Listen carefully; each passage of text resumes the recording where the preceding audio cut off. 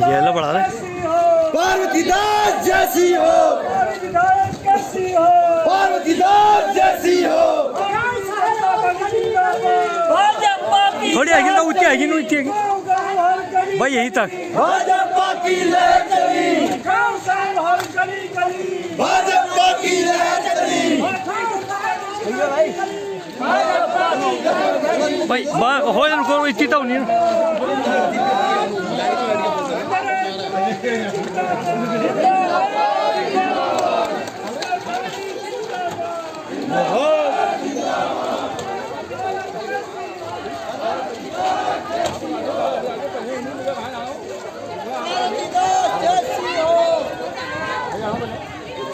व्यक्ति था चंदन नाम दास।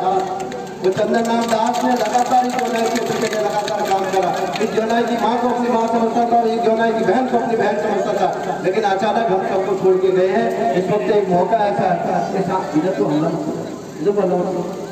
इस वक्त मेरा आप सब लोगों से निवेदन है कि आप इस वक्त, क्योंकि ये दुख का चुनाव है, सुख का चुनाव नहीं है। 2022 में हमने सुख का चुनाव करा और भारी मत से जोनाई क्षेत्र से माननीय चंदन नाम दास जी को हमने जिताया। लेकिन इस बार मेरा आप लोगों से निवेदन है, ये हम सब लोगों का, क्योंकि हमारे मंत्री जी यहाँ पर आए, अरे प्रभारी मंत्री जी यहाँ 5 साल इन्होंने इस क्षेत्र के इस बागेश्वर विधानसभा के विकास की चिंता करनी है। मैं आप सभी से निवेदन करूंगा, एक बार माननीय मंत्री जी को इस बार हम सब लोग आश्वस्त रहेंगे, चाहे हमारे इस तरफ के लोग हो चाहे। भारत माता की। देखिए बहुत हल्का जयकारा है, इतनी सारी माताएं बैठी हैं, भारत देश की बात हो रही है, तो जयकारा भी ऐसे ही होना चाहिए ताकि कांग्रेस के कार्यालय तक आवाज जाए। तो दोनों हाथ उठा के कस के लगाएंगे, भारत माता की, भारत माता की। बहुत बहुत धन्यवाद। सम्मानित मंच, सम्मानित हमारी क्षेत्र की मातृशक्ति, हमारे बुजुर्ग, हमारे युवा साथी, हमारी बहनें, मैं सबको नमस्कार करता हूँ, नमन करता हूँ। और मेरे और मेरे परिवार की तरफ से, मेरी पार्टी की तरफ से आप सबको रक्षाबंधन की हार्दिक शुभकामनाएं। इस भाई बहन के प्रेम के त्यौहार को हम सब बहुत मिलजुल के मनाते हैं और मैं उम्मीद करूंगा, जैसे शिवदा ने बोला, एकता ही में अनेकता है, हमारी एक यही ताकत है कि हम सब एकता के साथ रहते हैं, एक साथ जुट के रहते हैं, एक साथ एकजुटता के साथ रहते हैं, प्यार से रहते हैं, एक साथ एक दूसरे का सम्मान करते हैं। और यही इंसान की पहचान होती है कि जब विपदा की स्थिति आए तो हमारा पड़ोसी, हमारा रिश्तेदार, हमारे दोस्त, हमारे जानकार सब एक साथ खड़े हो जाएं विपदा से लड़ने के लिए। और जो आपका जुनई क्षेत्र, इसके लिए जब से मैं गाड़ी में बैठा हूँ तब से शिवदा मुझे जुनई क्षेत्र की बात बता रहे हैं कि भाई सब कुछ हो जाए, हमारा क्षेत्र इधर से उधर नहीं होता। और आज वो देखने को मिल रहा है कि कुछ भी हो जाए, लेकिन जुनई की एकता को कोई न कोई भी तोड़ नहीं सकता। आज जब सुबह उठा तो बहुत दुखी भी था, क्योंकि ये पहली रक्षाबंधन ऐसे थी जो मैं अपने परिवार, अपनी बहन के बीच में नहीं बना पाया। वरना हर बार रक्षाबंधन में अपने बहन के साथ अपने राखी बंधवाते थे, अपनी बहनों के साथ बैठते थे। लेकिन मैं धन्यवाद दूंगा शिवदा का, हमारे पार्टी के कार्यकर्ताओं का, क्योंकि हमारी चौथी मीटिंग है। जिस भी मीटिंग में हम गए, हमारी बागेश्वर की किसी न किसी बहन ने मेरे हर कलाई पर राखी बांधकर आज मेरा दिन सफल बनाया। तो उसके लिए मैं बागेश्वर की समस्त हमारी बहनों का बहुत बहुत धन्यवाद करता हूँ। आप सबको मालूम है कि हम आपके बीच क्यों, एक बहुत दुखद परिस्थिति में ये चुनाव लड़ा जा रहा है।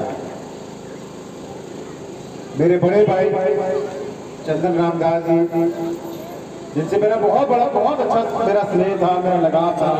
मैं सदन में, विधानसभा सत्र के अंदर उनके साथ बैठता था, उनसे बहुत कुछ सीखने को मिलता था। किस तरीके वो अपने क्षेत्र के लोगों की चिंता करते हैं, किस तरीके से वो क्षेत्र में विकास योजनाओं को धरातल पर उतारने की बात करते थे, किस तरीके से वो उत्तराखंड के पलायन और रोजगार के बारे में चिंतित रहते थे, किस तरीके से वो अधिकारियों के साथ बात करते थे। मुझे बहुत कुछ सीखने को उनसे मिला। और मैं बहुत दुखी मन से आपको बताता हूँ कि 25 अप्रैल को मेरे दादाजी, आप सब उनका नाम सुना होगा, स्वर्गीय हेमवती नंदन बहुगुणा जी, उनकी पुण्यतिथि थी, अल्मोड़ा में हम मना रहे थे। और चंदन रामदास जी मेरे साथ बगल वाले सोफे पे, हम दोनों एक सोफे पे बैठे थे और उनकी तबीयत थोड़ी खराब लग रही थी। तो मैंने उनसे बोला, भाई साहब आप क्यों इतनी चिंता करते हो, क्यों उतनी भागदौड़ कर रहे हो, आप थोड़े दिन आराम करो, आपकी सेहत ठीक नहीं है। तो उनके शब्द जो थे वो ये थे, सौरभ मैं आराम कैसे करूं, मुझे बागेश्वर की जनता ने इतना आशीर्वाद दिया है, इतना मुझ पे भरोसा जताया है, मुझे बहुत काम करना है बागेश्वर के लिए, विकास योजना को धरातल उतारना है, पलायन पे वार करना है, लोग बच्चों को रोजगार से जोड़ना है, मैं थक नहीं सकता, मैं रुक नहीं सकता, मुझे चलना है, मुझे काम करना है। ये उनके शब्द थे बागेश्वर के। और अगले दिन उनका देहांत हो जाता है। अभी शिवदा ने एक बात कही कि बहुत बड़े बड़े नेता यहाँ पर आके मीटिंग करके गए और आप लोगों को भ्रमित करके गए कि हम ये करेंगे, हम वो करेंगे। शिवदा अगर वो इतने काबिल होते तो मुख्यमंत्री रहते वो दो चुनाव उत्तराखंड में नहीं हारते। ये मैं मन से कहना चाहता हूँ। उत्तराखंड की जनता उनके वादों को, उत्तराखंड की जनता उनकी बातों को पहचान चुकी है कि इनकी बातें सिर्फ झूठे हैं, इनकी बातें सिर्फ झूठी हैं। और उत्तराखंड की जनता 2 बार नहीं 3 बार उनको चुनाव में हरा चुकी है। 2 बार मुख्यमंत्री रहते हुए, इस बार लाल कुमार विधानसभा से हरा चुके हैं। तो बागेश्वर की जनता को बेवकूफ बनाने वाला जो व्यक्ति सोचता है कि बागेश्वर की जनता बहुत अकलमंद जनता है, उनको पता है इनको क्या करना है बागेश्वर को आगे बढ़ाने के लिए। और यही कारण था कि 4 बार से वो माननीय चंदन रामदास जी को इस सीट से जिता रहे थे, क्योंकि उनको पता था कि बागेश्वर का विकास अगर हो सकता है, बागेश्वर अगर आगे बढ़ सकता है, बागेश्वर अगर माननीय पुष्कर सिंह धामी जी की सोच के साथ, तेजी के साथ आगे बढ़ सकता है, तो उसको बढ़ाने वाले अगर कोई व्यक्ति था तो स्वर्गीय चंदन रामदास जी थे। मुझे दुख है इस बात से, कांग्रेस चुनाव लड़े कोई समस्या नहीं है, लेकिन 2022 में जब चुनाव हुआ था तो इस जनता का जनादेश भारतीय जनता पार्टी के लिए था 5 साल के लिए। इस जनता का जनादेश चंदन रामदास जी के लिए था 5 साल के लिए। और मैं आपको सब बताऊं, मुझे थोड़ी शर्म आई जब ये उपचुनाव हुआ तो कांग्रेस को मैंने सोचा था थोड़ा बड़ा दिन दिखाएगी और इस बार टिकट भी नहीं देगी कि भारतीय जनता पार्टी के चंदन रामदास जी के सम्मान में हम इस बार टिकट नहीं देंगे। लेकिन ये राजनीति है उनकी। आप सोचिए किस कैंडिडेट को सामने लाए हैं जिसने मुंह भर भर के 22 में भारतीय कांग्रेस के प्रत्याशी को और कांग्रेस की पार्टी को गालियां बकी। खुद के पार्टी के कार्यकर्ताओं पे, खुद के पार्टी के नेताओं पे उनको विश्वास नहीं था, तो आम आदमी पार्टी से कार्यकर्ता को वोट करके चुनाव का टिकट दे दिया। और हमको कहते हैं कि हम परिवारवाद की राजनीति करते हैं। मैं आप जनता, हमारी इतनी मातृशक्ति यहाँ पर बैठी है, मैं आपसे एक सवाल पूछना चाहता हूँ आज।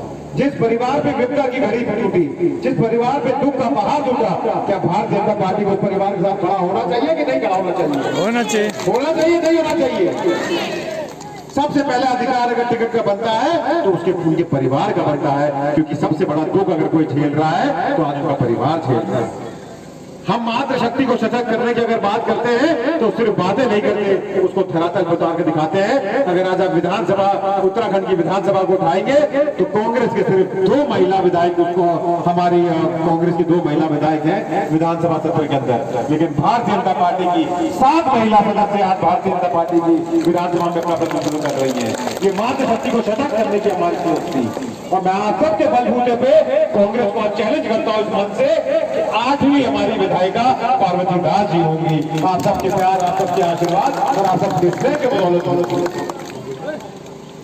तो कांग्रेस की नीति आपस में भरवाना, कांग्रेस की नीति आपस में बहकाना, कांग्रेस की नीति लोगों, कल आपने अखबार भी पढ़ लिया होगा कि कांग्रेस के एक बार से 200 पेटी शराब पकड़ी गई। ये भविष्य देना चाहते हैं कांग्रेस के लोग आपके बच्चों को। मैं एक चीज आपसे कहना चाहता हूं कि आज केंद्र में अगर सरकार है तो हमारे यशस्वी प्रधानमंत्री माननीय नरेंद्र मोदी जी की और भारतीय जनता पार्टी की है कि नहीं है? प्रदेश में सरकार किसकी है? माननीय पुष्कर सिंह धामी जी और भारतीय जनता पार्टी की है कि नहीं है? तो हमारी विधायक कौन सी पार्टी की होनी चाहिए?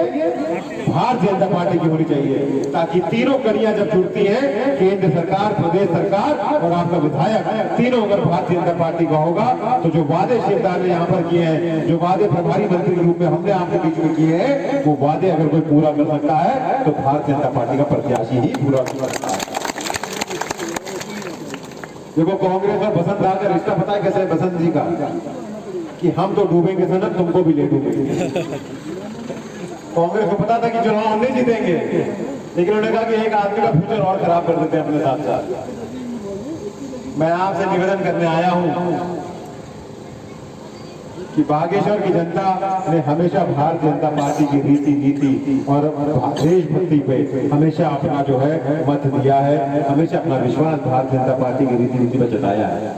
और इस बार भी मैं आपसे निवेदन कर रहा हूं, जैसे शिवदा ने बोला एकदम सही बोला कि जीत में कोई शक नहीं है। भारतीय जनता पार्टी एक सीट जीतेगी, इस पे किसी को शक नहीं है। मैं जीत तब मानूंगा जब भारतीय जनता पार्टी चंदन रामदास जी के 12,000 वोटों को दुगनी मतों से जीत के जाएगी। तब लगेगा कि बागेश्वर की जनता ने अपना आशीर्वाद, बागेश्वर की जनता ने अपना प्यार, बागेश्वर की जनता ने अपना स्नेह मां पार्वती दास जी को दिया है कि बहन बेटी तू आगे बढ़, बागेश्वर तेरे साथ है। बागेश्वर को विकास में रास्ते ले जाने के लिए, बागेश्वर को चंदन रामदास जी के अधूरे सपने पूरे करने के लिए हम तुझे चुनते हैं। तू विधानसभा क्षेत्र के विधानसभा के अंदर जा और हमारी आवाज बुलंद कर, बागेश्वर की आवाज बुलंद कर। तो मैं आपसे निवेदन करता हूं कि चंदन रामदास जी को सच्ची श्रद्धांजलि अगर देनी है तो 5 तारीख को भारी मतों में भारतीय जनता पार्टी के कमल के सामने वाला बटन दबा के, कमल के चिन्ह के सामने वाला बटन दबा के चंदन रामदास जी को 36 श्रद्धांजलि देंगे। बागेश्वर को विकास के रास्ते पे और आगे अग्रसर करने के लिए आप सबके सहयोग की जरूरत है। और देखिए, मैं एक चीज कह रहा हूँ, अभी हमारे प्रवक्ता थे, उन्होंने एकदम सही बोला कि जब हम बाई इलेक्शन होता है तो कहीं ना कहीं लोगों का रुझान वोटिंग के लिए कम होता है। मैं आप सबसे निवेदन कर रहा हूँ कि सिर्फ आपकी बात नहीं कर रहा, आपको तो मुझे विश्वास है कि आज मैं चंदन नाथ से कह रहा था, जिस गांव में भी जा रहा हूँ कमल ही कमल दिख रहा है, कमल ही कमल हर जगह छा रहा है। आपका तो मुझे पूर्ण विश्वास है। मैं आपसे निवेदन ये कर रहा हूँ कि आपकी रिश्तेदारी, आपकी नातेदारी, आपके दोस्त, आपके जानकार हर गाँव में हम सब का फर्ज बनता है कि उनको फोन करके एक बार जरूर बोले कि अगर बागेश्वर के विकास के लिए चिंतित हो, बागेश्वर को आगे बढ़ाना चाहते हो और चंदन रामदास जी को सच्ची श्रद्धांजलि देना चाहते हो तो 5 तारीख को भारी मतों से भारतीय जनता पार्टी के पक्ष में वोट करके उनको जिताना है। मैं पुनः आप सबका बहुत बहुत धन्यवाद करता हूँ। आप सबसे मैं आपको नमन करता हूँ, देखते हुए जनता को, और इस उम्मीद के साथ यहाँ पे जा रहे हैं कि शिवदास को तो आप अपना भाई और बेटा माना ही है, लेकिन मैं भी आपका भाई और बेटे के रूप में आपकी सेवा करने आया हूँ। मैं प्रभारी मंत्री के रूप में यहाँ पर हूँ। शिवदा ने 5 साल हमारे क्षेत्र की एकता की बारी आती है तो हम एकजुट होकर उसका मुकाबला करते हैं, पूरा क्षेत्र एक साथ होकर हम उसकी लड़ाई करते हैं। और उसी का परिणाम है कि कुछ लोग आकर यहाँ पर, बड़े बड़े लोग आकर 70 सालों बाद मुख्यमंत्री रह के तो कुछ नहीं कर पाए। मुख्यमंत्री जब के नहीं कर सकते, भगवती कसम पूरा करूँ यहाँ पर करोगे क्या? जोनाई में तो सब कुछ हमने कर रखा है। जोनाई की सड़कें हम बना रहे हैं, जोनाई का पेयजल हम बना रहे हैं, जोनाई की सारी चीजें हम लोग कर रहे हैं। हमारी सरकार ने तमाम योजनाएं हमारी सरकार ने जोनाई में दे रखी है। हमारा लगातार जब से चंदन रामदास जी बने, हम लगातार चाहे सड़कों के विषय में जो कुछ कच्ची सड़कें थी उनमें इस 1 महीने में हमने तमाम, एक भी सड़क आने वाले 2 महीने के अंतर्गत इस जोनाई में कोई भी कच्ची सड़क नहीं बचने वाली है। गरणा की सड़क और एक गढ़पुरी की सड़क है, हम लोकसभा चुनाव से पहले उन दोनों सड़कों का निर्माण भी हम यहाँ पर करने वाले हैं। अरे उसे तो करोगे क्या? सारी सड़कों में पैसा हमने दे दिया, डामरीकरण का हमने, पानी हर घर जल हर गंडा में पानी हमने दे रखा है, हमने पंपिंग योजना हमने दे रखी है। तुम जब मुख्यमंत्री थे उस वक्त तो तुम्हें जोनाई की याद आई, लेकिन आज जोनाई की जनता तुमको कहते हैं कि जोनाई के क्षेत्र के लोगों में माँ भगवती की कसम खाता हूँ, या मुख्यमंत्री रहे हो, एक मुख्यमंत्री रहे आदमी जब मुख्यमंत्री रहते हुए इस क्षेत्र का कुछ नहीं करा, एक विधायक रहते हुए आदमी जो विधायक रहते हुए इस क्षेत्र में कभी देखने नहीं आया, तो आज वो लोग कहते हैं कि हम ये जोनाई का विकास करेंगे। मेरा निवेदन है, क्योंकि हम सब लोग एक, और मैं जोनाई की सड़क का काम 1 महीना नहीं 8 तारीख 10 तारीख से जोनाई की सड़क का काम शुरू हो जाएगा। हमारे डामरीकरण का मच्छीगढ़ ग्वालियर का काम शुरू हो जाएगा, हमारे जोनाई से बेटे का डामरीकरण का काम शुरू हो जाएगा। जोनाई से बेटे बहुत उसमें टेंडर भी लग गया, सारे काम हो रहे हैं। एक सिर्फ दरड़ा और रोहतुरी जो 2 गाँव हमारे छूटे हैं, उन 2 गाँव के लिए भी मैंने कहा कि हम लोग निश्चित रूप से उसका भी लोकसभा चुनाव से पहले करेंगे, क्योंकि माननीय मंत्री जी हमारे बीच में